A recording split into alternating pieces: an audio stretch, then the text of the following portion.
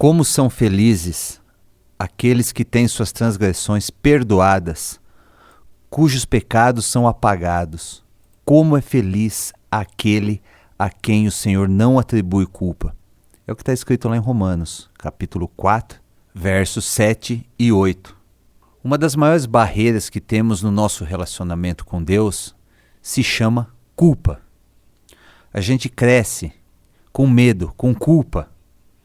A culpa pela travessura de criança, a culpa pela nota baixa na escola, a culpa por desobedecer a ordem dos pais. Aprendemos desde muito cedo que o peso da culpa é grande, um fardo muito ruim para se carregar. Mas quando nós somos adultos e a gente passa a buscar ali um relacionamento com Deus, construímos esse novo relacionamento baseados em quê? Em culpa. A religião, de modo geral, ela sempre foi a responsável por distribuir o peso da culpa para todo mundo.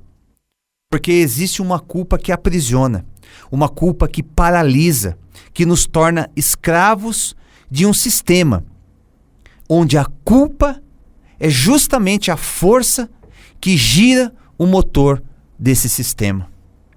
E ainda hoje nós somos muito apegados às nossas próprias culpas, que geram uma espécie de indignidade diante de nós mesmos e também nos afastam de um relacionamento leve com Deus. E eu vou te dar um exemplo disso. Eu conheço uma pessoa que viveu uma tragédia pessoal. Eu não vou entrar em detalhes, mas essa pessoa, uma pessoa real, em uma conversa, ela não falou com palavras, mas deixou subentendido que atribuía a culpa dessa tragédia que ocorreu na vida dela a si própria, por uma decisão de ordem pessoal também que ela tomou no passado.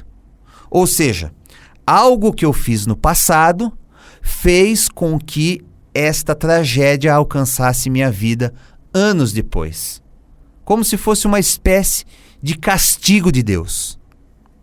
E eu fiquei pensando, como que essa pessoa consegue conviver com tamanha culpa? No caso dela, provavelmente a maior culpa que um ser humano pode carregar. Eu não estou colocando os fatos todos aqui de uma maneira mais clara por uma questão ética, mas se trata de uma culpa que de fato não é dela.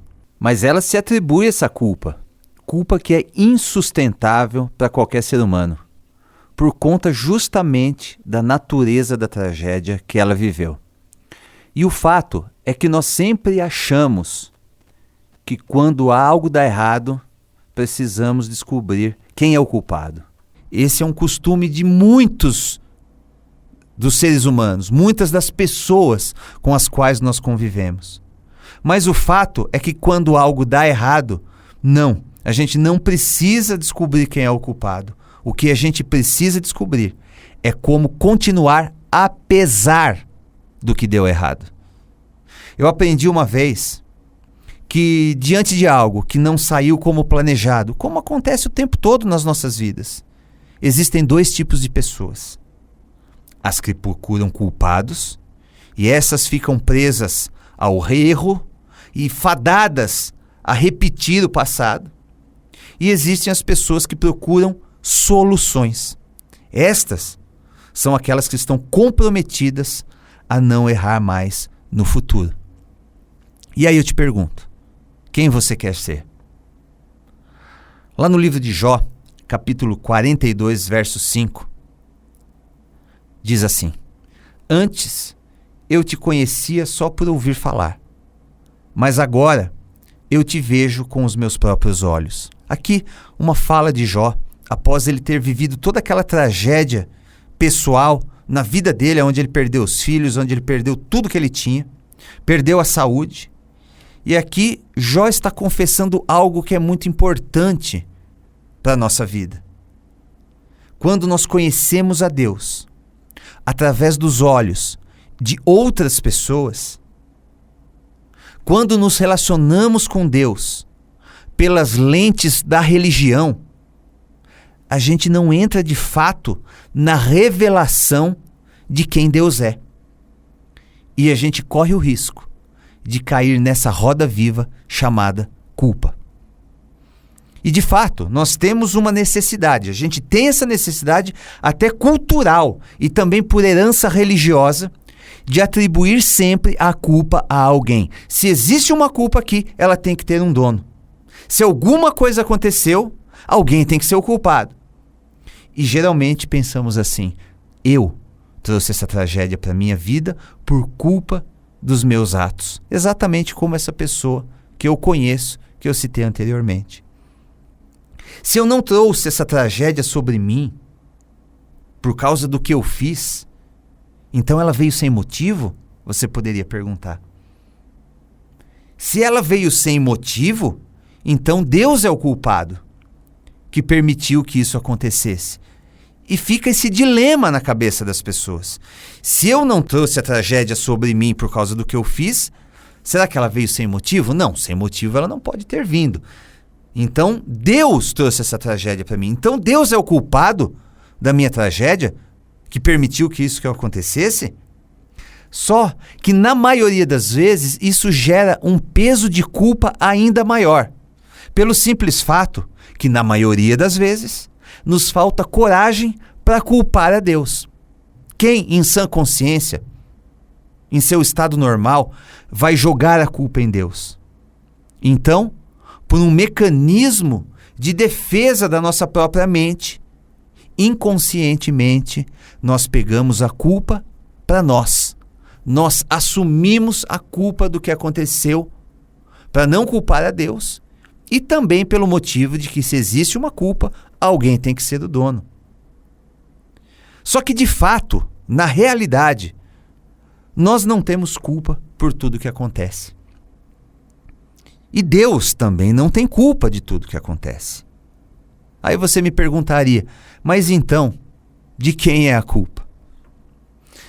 Eu te respondo, o que precisa acontecer não é descobrir quem é o culpado, porque na maioria das vezes não existe um culpado, mas precisa haver uma mudança de mentalidade para que a gente consiga finalmente abandonar essa mentalidade de buscar culpados por toda situação em que acontece algo. Muitas vezes não há quem culpar. Nós somos seres imperfeitos, vivendo em um mundo imperfeito. Coisas acontecem sem necessariamente haver um culpado, e coisas acontecem sem necessariamente haver um propósito.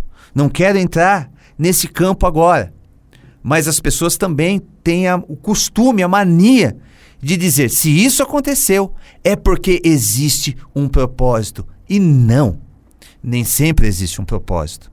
O que acontece são as contingências da vida. Ah, fulano de tal morreu, por exemplo. Aí vem o super crente com a super palavra de consolo. Deus quis assim. Não, Deus nunca quis que a morte entrasse no mundo. Mas ela está aí. E Ele próprio, o próprio Deus, sem culpa de nada, Ele próprio providenciou a solução. O mundo busca um antídoto para todos os males, mas o antídoto está aí e se chama Jesus. Morte não é o propósito de Deus para ninguém, mas ela está aí pelas contingências da vida. E cabe a nós dar um propósito a ela e a todas as outras coisas ruins que acontecem, até mesmo com as pessoas boas. Ela não vem com um propósito embutido em si próprio, mas nós damos um propósito para tudo que acontece. Assim como para a sua vida. Muita gente passa a vida se perguntando, qual é o sentido da minha vida? Qual é o sentido da existência? O sentido da vida é o sentido que você dá para ela. O que você tem feito da sua? A grande questão permanece sendo o que fazer com a tal da culpa. E em uma conversa que eu tive com uma pessoa nessa semana aqui, eu fui lembrado que existem 2 tipos de culpa. O primeiro tipo é aquela culpa que te mata por dentro e te paralisa.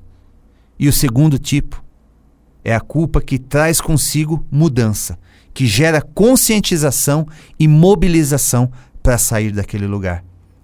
Comece a entregar também aquilo que você carrega como culpas nas mãos de Deus. Apresente para Ele. Não é mais hora de varrer para baixo do tapete, mas hora de expor a sua aflição diante dele, para que Ele próprio te mostre um caminho, para que você não fique revivendo o seu passado, revivendo culpas, revivendo tudo aquilo que te faz morrer por dentro. Ele quer transformar as tuas culpas em energia para mudar. Os pesos que você carrega em uma nova consciência, para que as coisas possam mudar sim, mas de dentro para fora. Para que o passado pare de se repetir na sua vida, na sua mente, e você possa viver o novo de Deus. Ele quer te libertar da culpa, de tudo aquilo que te impede de viver uma vida plena nele, tirar o peso da culpa e trocar por uma sede de mudança, de coisas novas, de novas possibilidades que você só tem nele, em Deus. Chega de se aprisionar. Abra a porta das prisões que te seguram e deixe que Jesus entre. Deixe que Jesus entre na cela escura que você tem vivido. Como você quer lidar com o seu passado? Vivendo amargurado, envolto em culpas, mergulhado em remorsos paralisantes, que indiretamente e inconscientemente te desobrigam de buscar um novo caminho?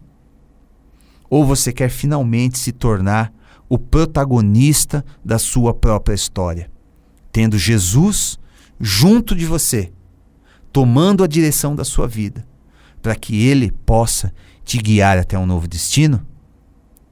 Eu não posso tomar essa decisão por você. Está nas tuas mãos. Ele te chama para um novo caminho.